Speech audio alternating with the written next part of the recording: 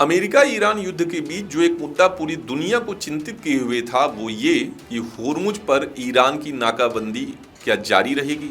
वो जलमार्ग जहां से पूरी दुनिया का 20% तेल गुजरता है।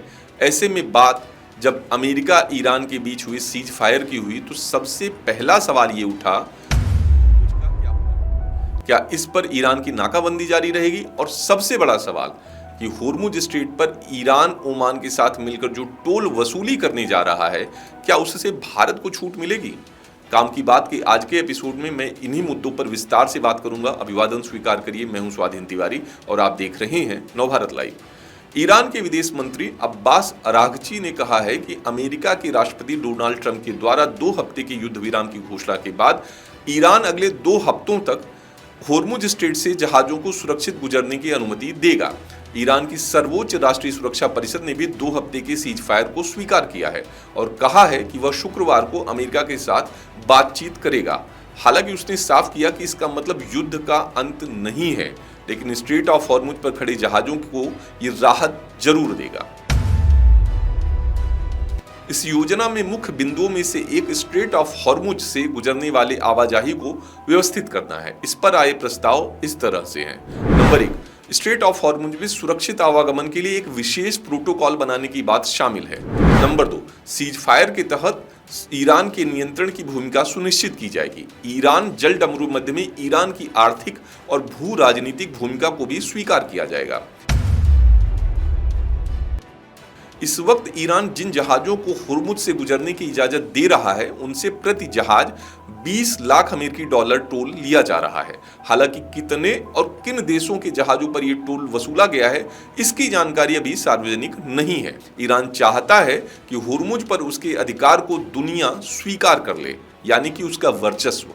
हालांकि इसी बीच एसोसिएटेड प्रेस के हवाले से ये खबर सामने आई कि 2 हफ्ते के सीज फायर प्लान के तहत ईरान और ओमान होर्मुज जल डमरू मध्य से गुजरने वाले जहाजों से शुल्क ले सकते हैं, यानी कि ट्रायल शुरू कर सकते हैं। यह भी तय हो गया है कि ईरान इस पैसे का इस्तेमाल युद्ध के बाद अपने देश के पुनर्निर्माण में करेगा, जबकि ओमान इस रकम का क्या करेगा ये अभी साफ नहीं है। अगर टोल लगने की बात सच साबित होती है तो इसका मतलब ये हुआ कि होर्मुज अब यह एक मुक्त अंतरराष्ट्रीय जलमार्ग नहीं रह जाएगा। इसके अलावा दुनिया के कई ऐसे समुद्री रास्ते हैं जिन्हें कंट्रोल करने वाले देश ईरान की देखी देखा टोल लगाने की मांग करेंगे।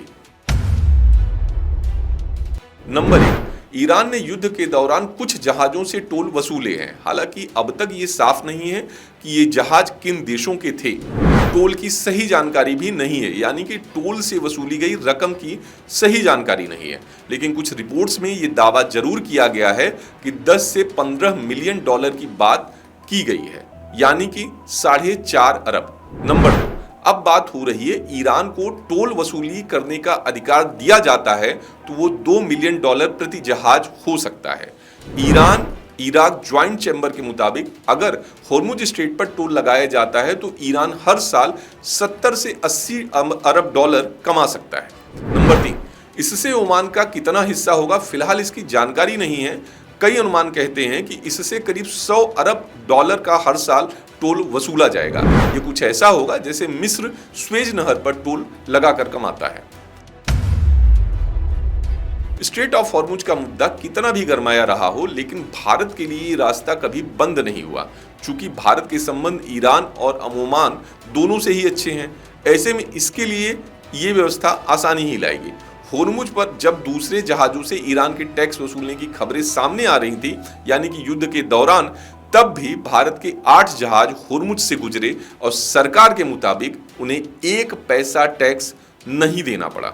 मौजूदा व्यवस्था में अगर ओमान ईरान के साथ शामिल होता है तो भी भारत को लाभ ही होगा, क्योंकि ओमान से भारत के रिश्ते पहले से ही काफी अच्छे हैं। ऐसे में हो सकता है कि भारत के लिए होर्मुज का रास्ता दूसरे देशों से आसान हो जाए, या फिर उसे टैक्स में छूट मिले या टैक्स नहीं के बराबर रहे। वीडियो में दी गई जानकारी आपको कैसी लगी हमें कमेंट करके जरूर बताएं।